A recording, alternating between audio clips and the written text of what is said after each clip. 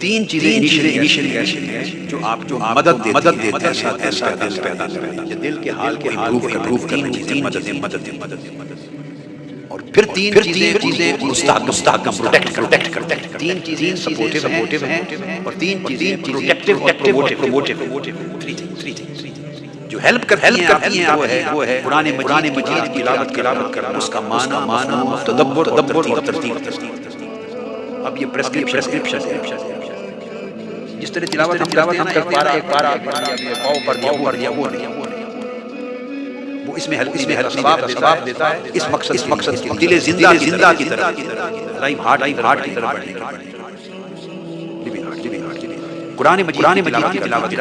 کرنا، تدبر، ترجمہ رکھ لیں اور اس کی ٹرانسلیشن غور کریں، تھوڑا سا پڑھیں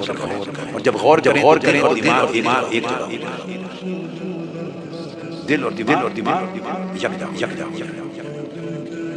جب وہ جنت کی بات کرے قرآن آپ کا دل اور دماغ جنت کو دیکھے، دوزخ کی بات کرائے دوزخ دل کی آماد، وہ اپنے انعامات کی بات کرے، انعام